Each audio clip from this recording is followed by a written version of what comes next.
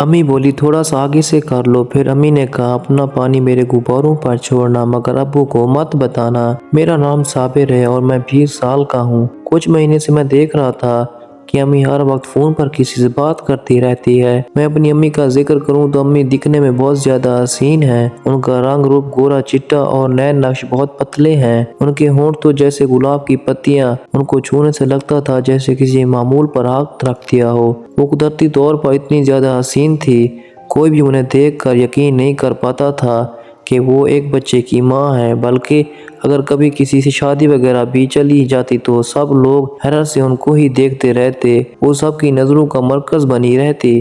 तकरीबन मर्द उन्हें ही देखते रहते। अगर वो कभी कोई फैशन वगैरह करती, थोड़ा सा भी मेकअप कर लेती तो बिल्कुल कयामत ही उठाती थी। मैं बिल्कुल अपने अब्बू पर गया था। अब्बू तकने में बहुत आम आदमी लगते थे। उनका रंग रूप भी बस ठीक ठाक था। वो भी अम्मी की ही उम्र के थे। हमारे ख़ानदान में यही रिवाज था कि लड़की अगर 17-18 साल की हो जाए तो उसकी जल्द से जल्द शादी कर दी जाती थी। इसी तरह अम्मी की भी बहुत जल्द शादी हो चुकी थी। मेरी अम्मी मेरे अब्बू से पहले मेरे ताया की मंगेतर थी। ताया अब्बू को अपने पैरों पर खड़ा होना था, जिस वजह से उन्होंने फ़िलहाल शादी से इनकार कर दिया था। मगर मेरी अम्मी की माँ बाप को उनकी जल्द से जल्द शादी करनी थी। मगर अम्मी तो ताया अब्बू की मंगेतर रह चुकी थी और अम्मी के दिल में ताया की मोहब्बत घर कर चुकी थी। अम्मी बस उन्हें का नाम पर दम पड़ती थी, क्योंकि ताया अब्बू मेरे अब्बू से शक्ल सूरत में भी बहुत ज़्यादा खूबसूरत थे। जब अम्मी उनकी मंगेतर थी तो सारी ही सहेलियाँ उनके नाम से छेड़ती थी और कहती थी कि तुम दोनों की जोड़ी बहुत ज़्यादा जचती थी, जिस वजह से अम्मी बस अब्बू के लिए ही खूब सच्ची संवरती थी और अब्बू का उनके दिल में कोई भी मकाम नहीं था। जैसे वो अब्बू को शादी के इतने सालों बाद भी अपना नहीं कर पाई थी। उनकी अब्बू में ज़रा सी भी दिलचस्पी नहीं थी, बल्कि जब भी ताया अब्बू की बात आ जाती तो वो बढ़ चढ़ कर उसमें हिस्सा लेती, उनकी खूबियाँ बयान करने लगती, जबकि उन्होंने उनका अपनाया भी नहीं था। अब्बू हर बात पर ताना देते रहते कि तुम्हें उसने छोड़ दिया था, मगर अम्मी को ये बात जैसे कोई असर ही नहीं करती। वो उनके इश्क में बिल्कुल अंधी हो चुकी थी और सारी खूबियाँ उन्हीं की बात बयान करती थी। अम्मी जब भी नींद से सोकर उठती तो मैं अम्मी को तकता रहता था। अम्मी को देखकर मेरे दिल में अजीब से जज्बात उभरने लगते और तरह तरह के ख्यालात मुझे अम्मी के लिए आने लगते। अम्मी का हुस्न उसके चेहरे से आया होता था। वो सोते हुए भी बहुत प्यारी नज़र आती थी और जितना भी वक्त वो सोती रहती मैं उन्हीं को देखता रहता। मगर कुछ दिनों से मैं एक बात नोट कर रहा था कि अम्मी हर वक्त फ़ोन पर किसी से बात करने में मसरूफ़ रहती थी। जब भी मुझे या अब्बू को देखती तो अचानक फ़ोन पर कुछ टाइप करने लगती थी। इस बात पर मुझे बहुत तजस्सुस होने लगा था। मैं अम्मी के बहुत ज़्यादा करीब था, मगर फिर भी ये नहीं जान पाता था कि वो किससे बातें करती रहती हैं।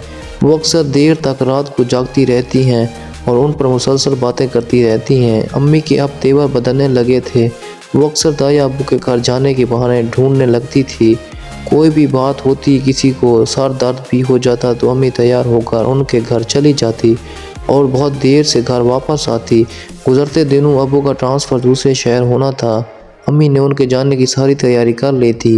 अम्मी के जाने से बहुत खुश नज़र आ रही थी। मेरी कॉलेज के दिन चल रहे थे और मैं अपनी पढ़ाई में मसरूफ़ था, जिस वजह से मेरी नज़र अम्मी पर से कुछ हट गई थी। अम्मी अब्बू ने मुझे सख्ती से ताकीद की थी कि अपनी अम्मी का ख्याल रखना, उन्हें ज़्यादा बाहर मत जाने देना, क्योंकि अब्बू भी अम्मी के चाल चलन से वाकिफ़ हो गए थे। उन्होंने ज़िंदगी का एक हिस्सा उनके साथ गुजारा था, तो ऐसा कैसे मुमकिन था कि वो उनसे और उनके जज्बात से वाकिफ़ नहीं हो सकते थे। और अम्मी भी मुझे अब शक होने लगा था। जिस तरह वो तैयार होकर बाहर निकला करती थी जब वो अब्बू दूसरे शहर चले गए, तो जैसे ताया अब्बू को मौका मिल गया और अक्सर हमारे घर आने लगे और मुझे खैरियत पूछने के बाद घंटों यही बैठे रहते। अम्मी उनके लिए खाना वगैरह बनाकर पेश करती। मुझे बात बहुत अजीब सी लगी और मैं उनको कुछ कह नहीं सकता था, क्योंकि वो बताया थे और उनका हमारे घर पर आने जाने का पूरा हक था।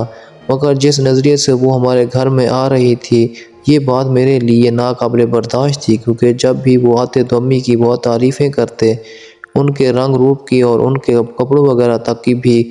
मुझे ये बात बहुत अजीब लगती। मैंने अम्मी से एक दो बार कहा था कि जब भी ताया अब्बू घर पर आएँ तो दुपट्टा ओढ़ कर बैठा करो, मगर मेरी अम्मी मेरी ये बात मानने को तैयार ही नहीं थी, बल्कि वो अब तो और ज़्यादा फ़ैशन वगैरह करने लगी थी।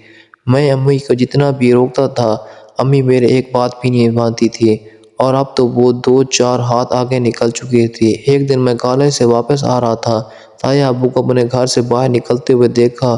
وہ بہت تھکے نظر آ رہے تھے۔ وہ ہمارے گھر سے نکل کے اپنے گھر میں چلے گئے کیونکہ ان کا گھر بھی اسی گلی میں تھا۔ میں جلدی سے گھر میں داخل ہوا اور امی کو ادھر ادھر ڈھونڈتا شروع کر دیا۔ امی کہیں نظر نہیں آ رہی تھی اور تایا ابو کا والیٹ اور موبائل وغیرہ ٹیبل پر پڑے ہوئے تھے، اور جب میری نظر بستر پر پڑی تو یوں محسوس ہوا جیسے ابھی کوئی یہاں سے اٹھ کر گیا ہو۔ مجھے بہت حیرت ہوئی، وہ یہاں کیوں لیٹے تھے، اور وہ اپنی جیب کا سامان بھی یہاں پر بھول گئے تھے، اور امی شاور لینے چلی گئی تھی۔ مجھے زیادہ حیرت ہونے لگی تھی۔ جب امی باہر آئی تو میں نے ان سے کہا تایا ابو کا سامان یوں ہی رہ گیا ہے، تو وہ بہت حیران سے مجھے دیکھنے لگی اور کہنے لگی، کہا ہاں تمہارا تایا کی کچھ طبیعت ٹھیک نہیں تھی، کچھ دیر یہاں بیٹھنے آئے تھے کیونکہ ان کے گھر میں بچوں کا شور وغیرہ تھا۔ امی کو بس میں گھورتا رہا اور پھر اپنے کمرے میں چلا گیا۔ اگلے دن میں تیار ہو کر کالج چلا گیا۔ سارا دن پڑھائی میں دل نہیں لگ رہا تھا اور میں اسی بارے میں سوچ رہا تھا کہ تایا ابو ہمارے گھر میں کیا کر رہے ہوں گے، تو میں انہیں نہیں روک سکتا تھا کیونکہ ابو بھی یہاں نہیں تھے جن سے میں اپنے دل کی بات شیئر کرتا۔ جب میرا پڑھائی میں دل نہ لگ رہا تھا تو مجھے ایسا محسوس ہوا کہ مجھے اب گھر جانا چاہیے۔ میں آج کالج سے جلدی نکل آیا۔ گھر میں داخل ہوتے ہی گھر کا باہر والا دروازہ کھلا ہوا تھا۔ مجھے بہت حیرت ہوئی کہ امی نے دروازہ بند کرنا ضروری ہی نہیں سمجھا تھا۔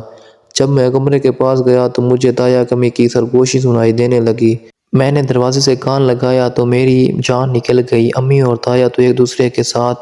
یہ بات میرے لیے بہت شرمناک، کیونکہ میرے تایا ابو میری امی کے ساتھ وہ سب کچھ کرنے میں مگن تھے جو میرے ابو اور امی ایک ساتھ کرتے تھے۔ میں فوراً اپنے کمرے میں آیا اور میرے جذبات مچلنے لگے کیونکہ امی کا چہرہ میری آنکھوں کے سامنے آ رہا تھا، اور میرا بھی بہت دل چاہ رہا تھا کہ میں بھی امی کے ساتھ یہی سب کروں۔ امی بہت زیادہ تھی اور ان کی شکل بہت معصوم سی تھی کہ کسی کا بھی دل ان پر آ سکتا تھا۔ میرے جذبات اب بے قابو ہونے لگے تھے۔ میرا دل بہت چاہ رہا تھا کہ میں تایا ابو کو ہٹا کر ان کی جگہ خود ہی امی کے ساتھ شروع ہو جاؤں، مگر میں بہت مجبور تھا۔ کچھ ہی دیر کے بعد تایا ابو نے دروازہ کھولا اور باہر چلے گئے۔ میں ان کو جاتا ہوا بس دیکھتا ہی رہ گیا مگر کچھ کہہ نہ پایا، اور میں انہیں روکنا بھی نہیں تھا کیونکہ یہ میرے لیے ایک راستہ بن گیا تھا امی کے قریب آنے کا۔ اگر وہ تایا ابو کے ساتھ سب کچھ کرتی تو میرے ساتھ بھی بڑی آسانی کے ساتھ کر سکتی تھی، اور میرے پاس دوسرا کوئی چارہ بھی نہیں تھا۔ اس لیے میں امی کو نہیں روک رہا تھا تاکہ ان کو جھجک مجھ سے ختم ہو جائے۔ جب تایا ابو چلے گئے تو میں اپنی امی کے کمرے میں چلا گیا اور امی سے کہا کہ امی تایا ابو آپ کے ساتھ بند کمرے میں جو کچھ کر رہے تھے میں نے ان سے واقف ہو چکا ہوں۔ تو امی مسکرانے لگی اور کہنے لگی، جو سکون تیرے تایا ابو میں ہے وہ تیرے ابو میں کہاں، مگر تم اپنے ابو کو کچھ مت بتانا ورنہ وہ مجھے طلاق دے دیں گی، اور میرے پاس دوسرا کوئی راستہ بھی نہیں ہے۔ تیرے ابو سے تو مجھے کبھی دل لگا ہی نہیں تھا۔ میرے دل میں تو شروع سے ہی تیرے تایا کی محبت گھر کر چکی تھی اور میں ان کو بھلا ہی نہیں کر پاتی تھی، اور اب میں ان کے بغیر بالکل بھی نہیں رہ سکتی۔ میں مجبور ہوں، تم میری مجبوری کو سمجھو۔ میں نے امی سے کہا کہ امی ٹھیک ہے میں آپ کی مجبوری کو سمجھوں گا، مگر آپ کو بھی میری ایک مجبوری سمجھنی ہوگی۔ امی اب میں بڑا ہو چکا ہوں اور مجھے بھی کسی سہارے کی ضرورت ہے، یہی میری مجبوری ہے جو آپ کی مجبوری ہے۔ امی بات کا اشارہ سمجھ چکی تھی۔ میں نے امی سے بہت منت کی تو امی راضی ہو گئی کیونکہ امی کو ابو کے ساتھ بالکل بھی سکون حاصل نہیں ہوتا تھا۔ اب تایا ابو اور مل کر امی کو سکون دیتے تھے۔ امی بہت زیادہ خوبصورت تھی اور ان کو ہمارے پیار کی ضرورت تھی جو اب تایا ابو اور میں مل کر اسے سکون دیتے رہے تھے۔